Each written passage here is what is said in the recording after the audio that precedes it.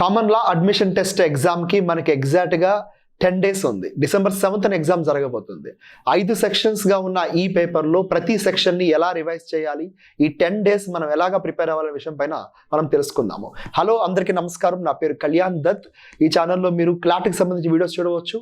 అలాగే నేను శరత్చంద్ర జూనియర్ కాలేజ్లో క్లాట్ మెంటర్గా వ్యవహరిస్తున్నాను. నెంబర్ 1, ఇంగ్లీష్కి సంబంధించి మీరు ప్రతి పాసేజ్ని కూడా అటెంప్ట్ చేయడానికి ట్రై చేస్తారు ఎగ్జామ్లో. It is very good.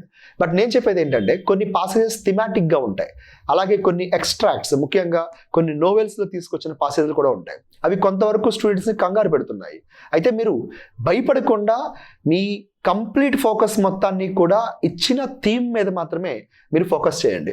జనరల్గా ఇచ్చిన పాసేజ్లు ఆల్మోస్ట్ స్టూడెంట్స్ అందరూ బాగా చేస్తారు, కానీ థిమాటిక్ పాసేజెస్ కానీ లేదా ఫిలాసాఫికల్ పాసేజెస్ వచ్చినప్పుడు మాత్రం స్టూడెంట్స్ బాగా కన్ఫ్యూజ్ అవుతూ ఉంటారు.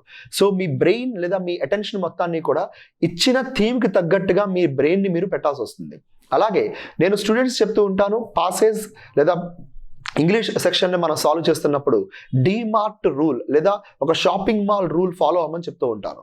ఎలాగైతే ఈ ఫ్లోర్లో మనకి గ్రాసరీస్ ఉంటాయి, ఈ ఫ్లోర్లో మనకి టెక్స్టైల్స్ ఉంటాయి, ఈ ఫ్లోర్లో ఎలక్ట్రిక్ డివైజెస్ ఉంటాయని చెప్పి డివైడ్ చేస్తారు షాపింగ్ మాల్లో, అలాగే మీరు కూడా ఈ పారాగ్రాఫ్లో ఏం చెప్తున్నారు, సెకండ్ పారాగ్రాఫ్లో ఏం చెప్తున్నారు, థర్డ్ పారాగ్రాఫ్లో ఏం చెప్తున్నారు అనేది ఒక డీటెయిల్ లేదా ఒక బ్రీఫ్ ఐడియా అనేది మీకు కలిగి ఉంటే ఆ పాసేజ్ని మీరు త్వరగా అటెంప్ట్ చేయడానికి ఛాన్స్ ఉంటుంది.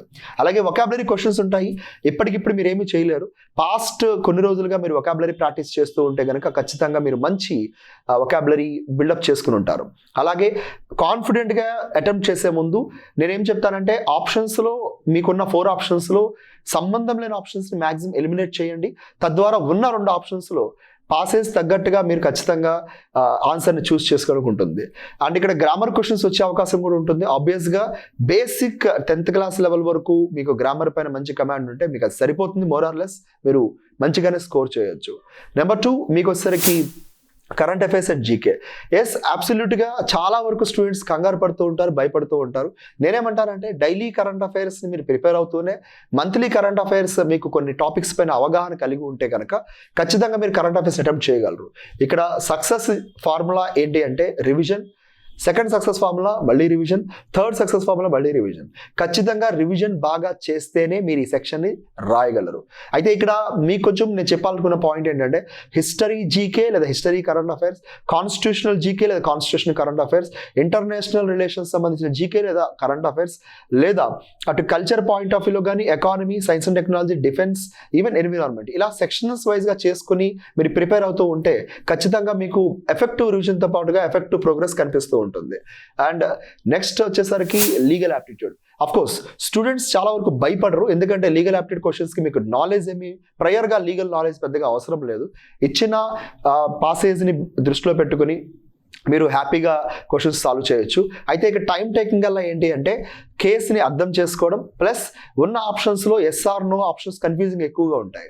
సో ఇక్కడ మీరు చేయాల్సిన పని ఏంటి అంటే మీరు ఇక్కడ కూడా సేమ్ ఒక 2 వేగ ఆప్షన్స్ని మీరు త్వరగా ఐడెంటిఫై చేసి ఎలిమినేట్ చేసుకోగలిగితే ఉన్న 2 ఆప్షన్స్లో చెప్తున్న సెక్షన్ ఏంటి లేదా ఇచ్చిన ప్రిన్సిపల్ ఏంటి, ఇక్కడున్న కేసు ఏంటి అనేది అర్థం చేసుకోవాలి. ఈ విషయంలో మీకు కొంత ఇండివిజువల్ గైడెన్స్ ఎక్కువగా కావాల్సి ఉంటుంది.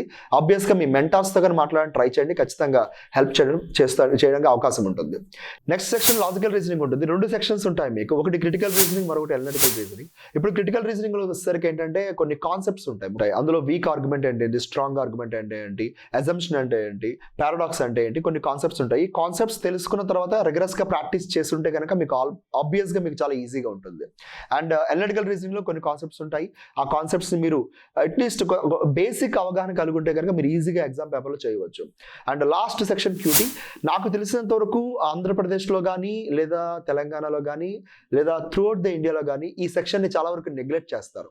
ఇన్ఫ్యాక్ట్ టాపర్స్ కూడా ఈ సెక్షన్ పైన ఎక్కువ ఫోకస్ పెట్టరు. బట్ ఈ సెక్షన్లో మీరు కాస్త కష్టపడితే 12 మార్క్స్కి అట్లీస్ట్ ఒక 8 మార్క్స్ వరకు 8 to 10 మార్క్స్ వరకు గెయిన్ చేసుకోవచ్చు. సో ఈ సెక్షన్ కనుక మీరు కొన్ని బేసిక్ కాన్సెప్ట్స్ పర్సంటేజ్ కానీ, రేషియో ప్రొపోర్షన్స్ కానీ, డేటా ఇంటర్ప్రిటేషన్ కానీ బాగా ప్రిపేర్ అయితే ఆబ్వియస్గా మీరు ఈ సెక్షన్ కూడా అటెంప్ట్ చేయడానికి అవకాశం ఉంటుంది. ఇవి అన్ని సెక్షన్స్లో కూడా మీరు ప్రతి సెక్షన్కి కూడా ఎక్కడ స్ట్రాంగ్ ఉన్నారు, ఎక్కడ వీక్ ఉన్నారు అని తెలుసుకుని ఆ తర్వాత మీరు ప్రయారిటైజ్ చేసుకుని ఎఫెక్టివ్గా మీరు ఇంప్లిమెంట్ చేయండి. అబ్సల్యూట్గా మీకు ఈ 10 daysలో మంచి ప్రోగ్రెస్ కనిపిస్తుంది. నా ప్రయర్ సజెషన్ ఏంటంటే మార్క్ పేపర్స్ ఇప్పటివరకు రాసినవన్నీ కూడా మళ్ళీ ఒకసారి ట్రై చేయండి. అబ్సల్యూట్గా మీకు మంచి ప్రోగ్రెస్ కనిపిస్తుంది. మీకు క్లాట్ ప్రిపరేషన్ సంబంధించి ఏదైనా సహాయం కావాలనుకుంటే కింద నెంబర్స్కి మీరు కాంటాక్ట్ అవ్వండి. ఖచ్చితంగా మేము హెల్ప్ చేసి పెడతాము. I wish you all the best. Thank you so much and జై హింద్.